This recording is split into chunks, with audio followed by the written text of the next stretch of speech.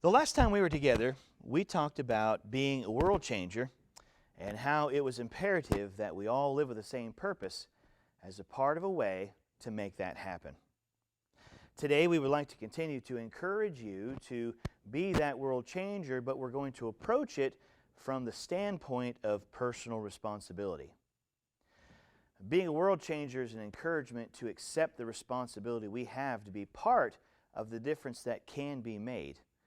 The thing that made the first century church so powerful was it didn't seem like any of those folk had to be told to turn the world upside down, but they simply did it as part of who they were. In other words, even though they didn't necessarily have to, they took upon themselves the task of making a difference in somebody else's life. So here's how we're going to do it. We say that we have to accept this responsibility of making a difference. You see, knowing you have responsibility is not the same thing as accepting it. The truth is, a person can have responsibility and not accept it in any way, shape, or form. Sort of like a person who has given birth to a child and has the responsibility of taking care of that child. Unfortunately, there are people out there who don't accept that responsibility, and therefore somebody else has to come along and do it for them. Another example would be, say, a person that has accepted the responsibility to provide for their family. I, as a father, have done this, and so we go out and we work hard to provide for them. Each and every person can make a difference, but it doesn't happen by accident. Remember, in the first church, there were plenty of individuals who took that responsibility upon themselves. And it had absolutely nothing to do with being called into the ministry. They were not preachers or pastors. They were not missionaries. A couple of quick examples would be, say, Acts chapter 4.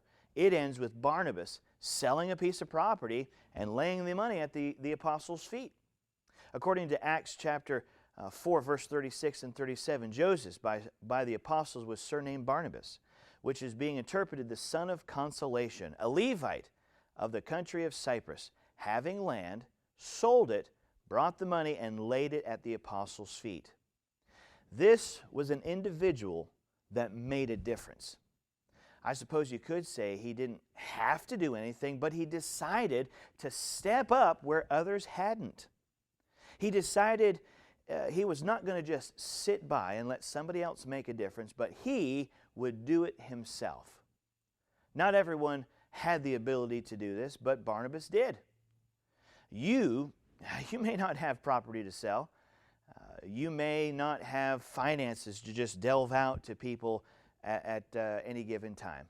But a ministry-minded person looks at what they have and seeks to change the world with it.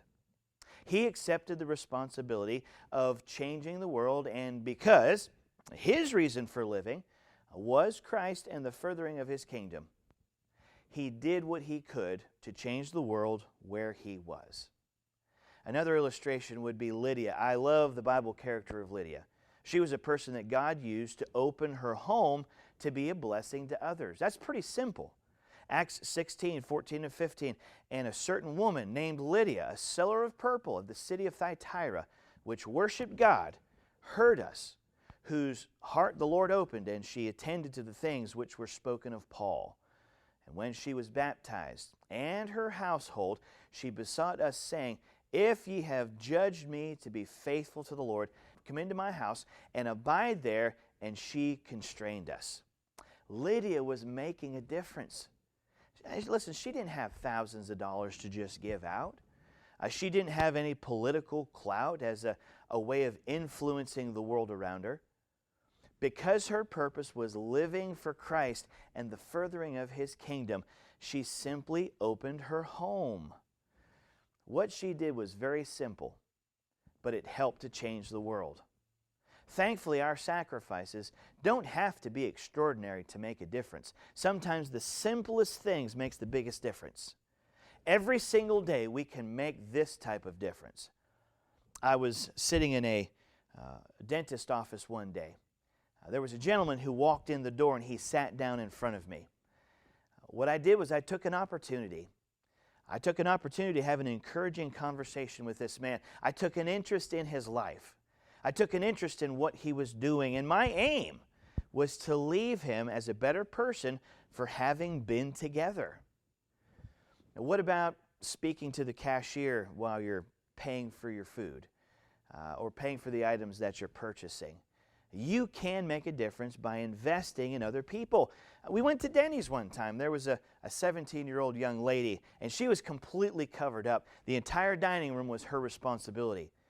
We took time to talk to her, to recognize her hard work, and made sure that we were extra polite and appreciative, because she most likely had customers out there that were mad that their food wasn't getting to them fast enough. What I'm saying is, take the responsibility and be the difference in someone else's life. Make their life better for having come into contact with you. What a blessing, and they leave encouraged. When we all take this responsibility to heart and begin to change the world, we go from, say, a boat that's having everyone row in their own direction to now we're all rowing in the same direction. This is when real world changing takes place. What I would like us to do is reflect on our participation when it comes to changing the world. Have I accepted my responsibility to be a world change agent? For the person that truly is living with the purpose of Christ and the furthering of His kingdom, this is something we must do. So would you, along with me, take time to find someone. Do all you can to make their day better. Maybe even taking the opportunity to share Jesus and salvation with them. You know, I look forward to the next opportunity we have to be together when we'll continue to talk about changing the world. Thank you for tuning in to a truth that changes things.